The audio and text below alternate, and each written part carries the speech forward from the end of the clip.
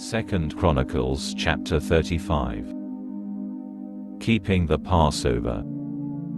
Josiah kept Pesach to Adonai in Jerusalem. They slaughtered the Pesach lamb on the 14th day of the first month. He assigned the Kohanim to their posts and encouraged them to perform the service of the house of Adonai. To the Leviim who were teaching all Israel and were holy for Adonai, he said, "Put the holy ark in the house which Shlomo the son of David, king of Israel, built. After this, you will not have to carry it again. Now serve Adonai your God and his people Israel. Organize yourselves by clans and duty divisions according to the arrangement written down by David king of Israel and Shlomo his son. Stand in the holy place according to the divisions of the clans of your kinsmen the ordinary people, with part of a clan of Leviim serving each clan of Israel. Then slaughter the Pesach lamb, consecrate yourselves, prepare what your kinsmen need, and act according to the word of Adonai given through Moshe." Josiah gave the ordinary people, to all who were present, 30,000 lambs and kids from the flock, all of them for Pesach offerings, and 3,000 bulls. These were from the king's personal property. Also his leading men voluntarily gave to the people and to the Kohanim and Leviim, Hilkiah, Zechariah and Yechiel, the rulers of the house of God, gave the Kohanim 2,600 lambs and kids, and 300 oxen for Pesach offerings. Kenaniah, his brothers Shammah and Intanel, and Hashaviah, Yeiel and Yozavad, the head Leviim, gave the Leviim 5,000 lambs and kids, and 500 oxen for Pesach offerings.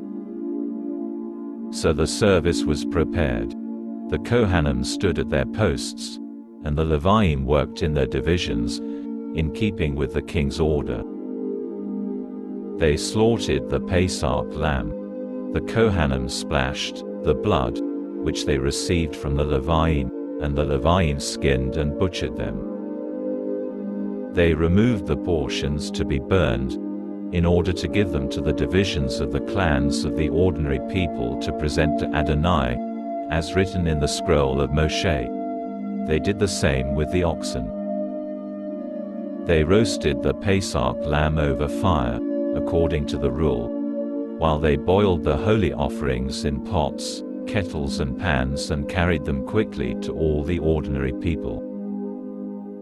Afterwards, they prepared food for themselves and for the Kohanim, because the Kohanim, the descendants of Aharon, were busy till nightfall offering the fat and the portions to be burned up. This is why the Leviim prepared food both for themselves and for the Kohanim, the descendants of Aharon. The singers, the sons of Asaph, were at their posts, as ordered by David, Asaph, Heman and Yedutun the king's seer. The gatekeepers were at every gate, and they did not need to leave their posts, because their brothers the Leviim prepared food for them. Thus all the service of Adonai was prepared the same day for observing Pesach and offering burnt offerings on the altar of Adonai, in accordance with the order of King Josiah.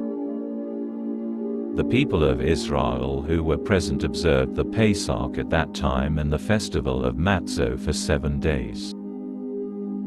No Pesach like that had been kept in Israel since the days of Shemuel the prophet, and none of the kings of Israel observe a Pesach such as Josiah observed, with the Kohanim, Leviim, all Yehudah, those of Israel who were present, and the inhabitants of Jerusalem.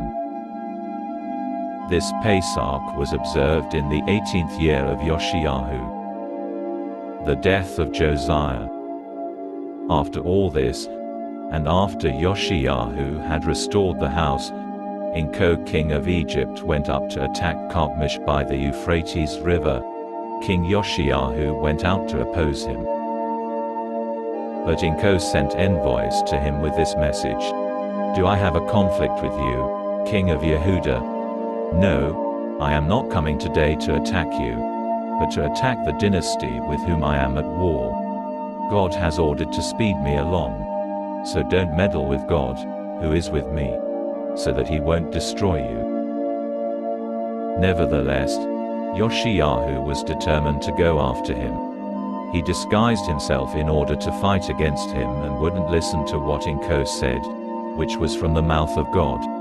Then he went to fight in the Megiddo Valley. Their archers shot King Yoshiyahu. The king said to his servants, "Take me away, because I'm badly wounded." So his servants took him out of the chariot, transferred him to his second chariot and brought him to Jerusalem. But he died, and he was buried in the tombs of his ancestors. All Yehuda and Jerusalem mourned Yoshiyahu. Yirmiyahu composed a lament for Yoshiyahu, and all the men and women singers have sung of Yoshiyahu in their laments till this day. They made singing a law in Israel, and they are recorded in the laments. Other activities of Yoshiyahu and all his good deeds in keeping with what is written in the Torah of Adonai. Also his accomplishments from beginning to end are recorded in the annals of the kings of Israel and Yehuda.